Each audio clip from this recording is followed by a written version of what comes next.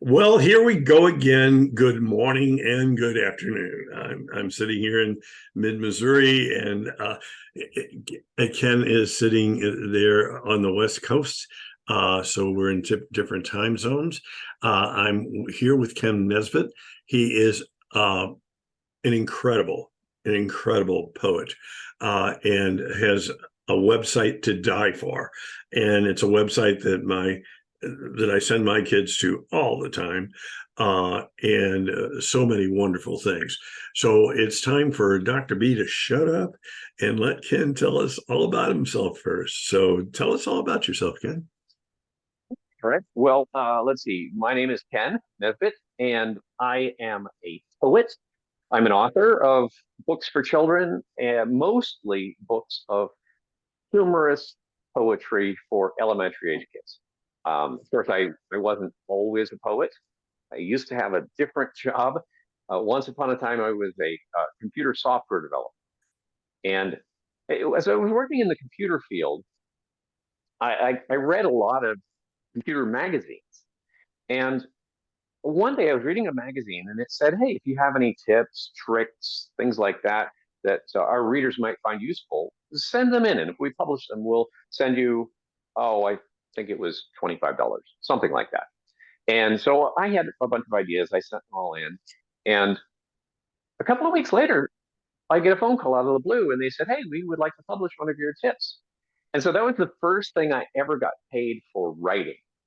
And when the check arrived, I a light bulb went off over my head, and I thought, wow, if I could do this, if I could write for a living, I could live anywhere I want.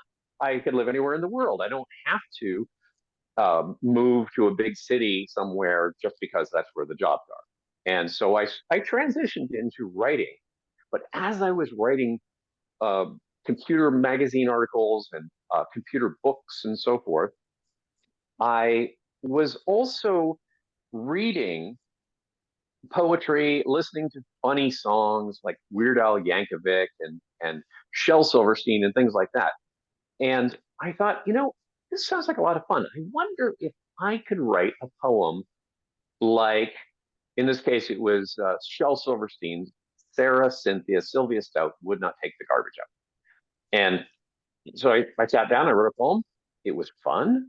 I shared it with my friends. They liked it. I thought, huh, well, this is kind of fun. Maybe I'll make another one. Now, mind you, at no point did I say I thought I'll become a children's author or I will get a book published. It just became a hobby. Every once in a while, I would write a poem. But that hobby grew more and more intense to where I was writing several poems every week. And then they invented this thing called the internet. You might have heard of it.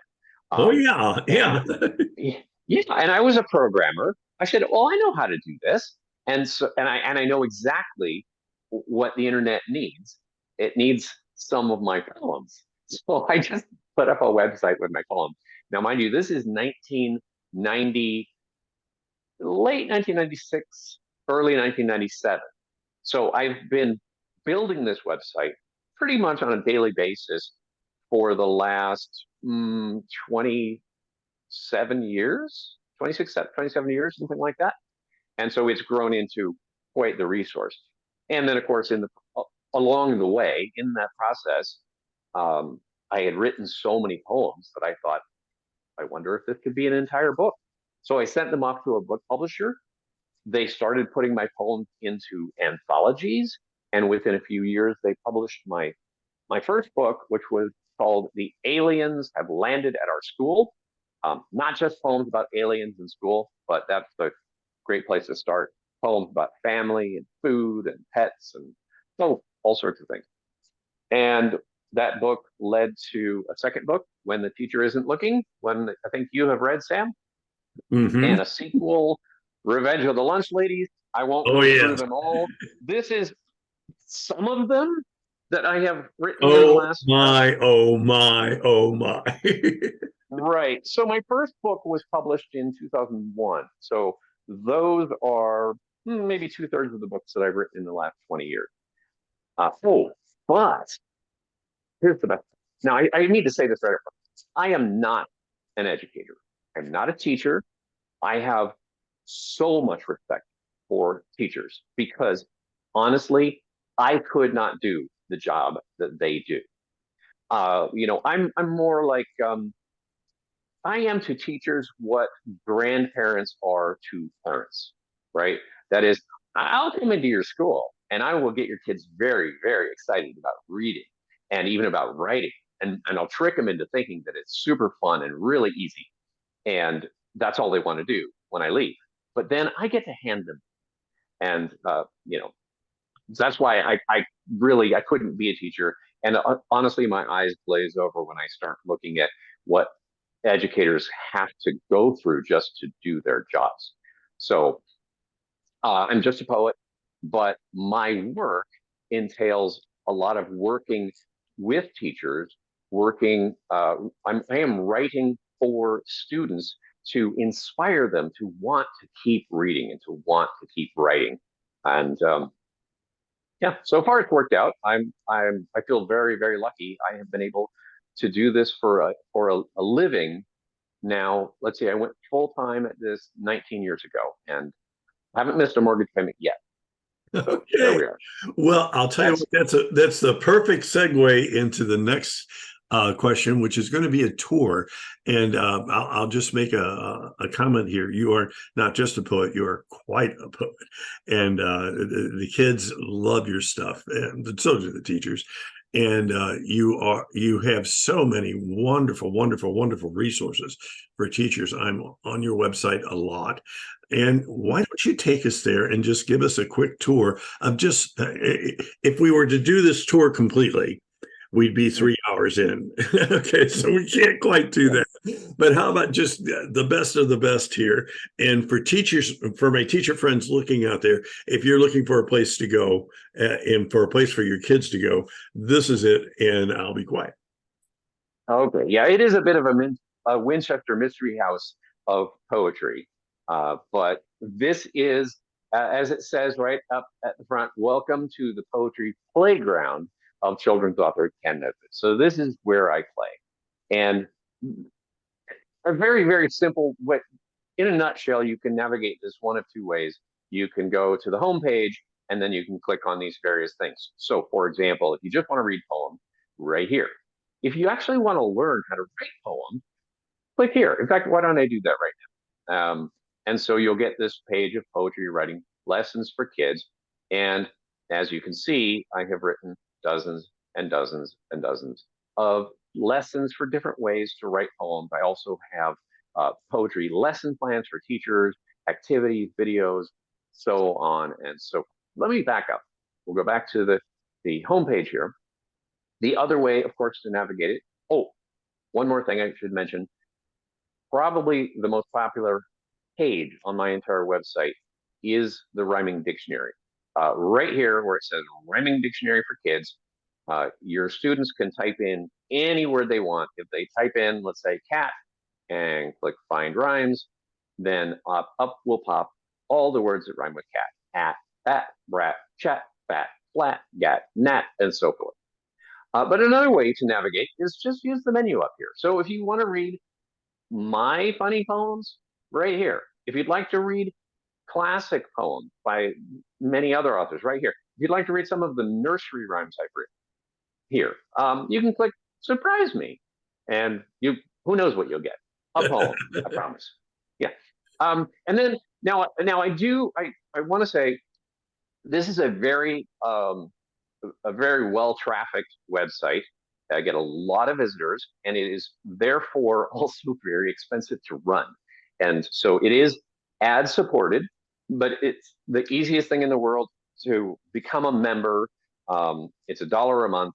Sorry, that costs money to run the website, and that also gets you access to various things like you can look up poems by poetic techniques. If you are looking for, say, alliteration poems, or if you're looking for poems with more interesting rhyme schemes or imagery, something like that, you click there. Here, in fact, I'll just click on that and show you. So here are some of the poetic techniques. If you're looking for onomatopoeia poems, boom, right there. Or you could say, oh, I'm looking for holiday poems for Halloween.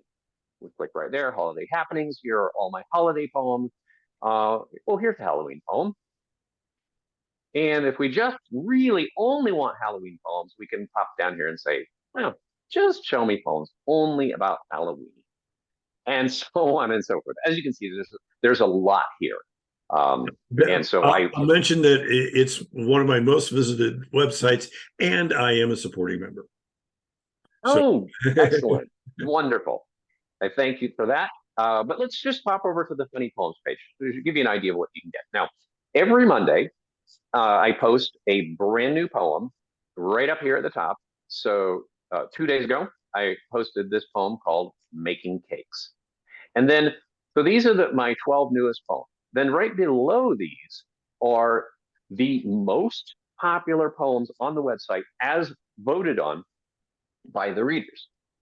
Hopefully, mostly kids who are reading the poems, they can vote on these poems, and then the most popular one flip to the top. And then just on this page, there are roughly 100 poems. You can also search. So, for example, if you say, "Well, I'm just looking for poems about elephants," you can just go right up here, type in "elephant," and up are going to come anything on the website with elephant in it, and so forth. So let me back up. I'd like to read a poem from the site, if I may. I'd love that. So yep. if you could stop the screen share then, and we'll have you do that. Okay, very good. So this is the newest poem that I've written. I wrote this 3 days ago on Sunday, recorded it, posted it on the website. Oh, you can not only read the poems, I always have audio as well. So I recite every poem that goes up on the website. Some of them have videos, not quite so many. But this particular poem is brand new. It is called Making Cakes. It only has 8 votes so far, but it's a popular. Here we go. I use a bunch of carrots when I make a carrot cake, and chocolate's what I need when chocolate cake is what I bake. My corn cake has a lot of corn. My cheesecake calls for cheese. My apple cake needs apples, so I use a few of these. And when I make banana cake, bananas fill the bin. Some ice cream is the thing that gives my ice cream cake its chill. Today, I'm craving something new. And so I'm making plans to try 2 brand new recipes. I'll need some cups and pans. Okay, and I'm going to say something to my viewers here. If you want to know what reading like a storyteller looks like and sounds like, you just got a demonstration. That's what reading with prosody is all about. And that's something my kids hear from day one. You need to be reading like a storyteller. Well, let's talk a little bit quickly about things that you can use to hook primary and older students into reading poetry. Just a couple of quick tips on that topic of, hey, if I want to try to hook students in, how do I do that? And especially since a lot of the older students just say, but I know that that's not what you say, so I'll let you take it over. Right, right. Well, I honestly, I think that the number one thing that teachers can do to get their kids excited, not just about poetry, reading in general, is to share poems with them. Now, you don't have to spend all day doing this. In fact, I created an entirely separate website called Poetry Minute. And this is based on the idea that most children's poems only take about 1 minute to recite.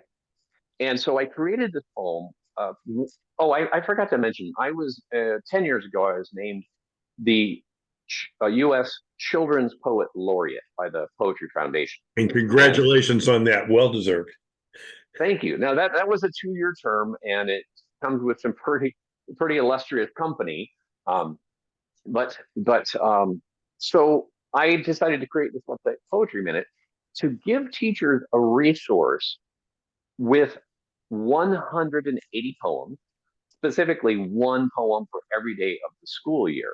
And these are not just my poems. I think maybe there are 5 of mine in there, but they are poems from contemporary poets, people who are working, who are making a living at this. They're not all humorous like mine. Some of them are simply thought provoking, or they provide, beautiful descriptions and imagery. But so what I would encourage primary teachers to do is to simply read one poem per day to their student. Take a moment of the day and say, okay, this is our poetry minute. Whether it is the first minute back from recess, whether it's the last minute before lunch, maybe it's the first thing in the day, last thing in the day. I don't know, whatever fits into your schedule, and read one poem. That's it, one poem. And what you're going to find, I would even encourage you to go one step further. Do this for 2 weeks. And at the end of 2 weeks, conveniently forget to read the poem, Poetry Minute, and watch what happens. Your students are not going to let you get away with that. They are not going to let you forget about Poetry Minute, because after about 2 weeks, they are going to be hooked and they're going to want to hear their poem. So that's the number one thing you can do with primary students. Um, there's something else too. With primary students, I recommend avoiding any poems that have double meanings. So if there's a pun or a double entendre, kids don't usually start to get those until they're about 8 years old. So maybe late second grade or third grade. So if you're working with kindergartners, first graders, second graders, you, I do recommend absolutely read them funny poems if you can, because that's going to tickle their funny bone, and that is what gets them to want to keep reading. But steer clear of any double meanings, because it takes about 8 years on this earth to really start to grasp on the phone puns. Right now, we wanted to talk about a little bit about intermediate students as well. Yes. Yes. But once you get to, say, third, fourth, fifth, sixth grade, right, in those grade levels, what I recommend is you could start with this, read a poem a day, but as quickly as possible, I would encourage teachers to stop reading a poem every day and instead have your students read the poem at Poetry Minute. Okay, now this serves several purposes. One, they've got to go find a poem, and finding a poem that they want to share in class probably will involve reading a number of poems before they come across the one that they think is the best one for them to share.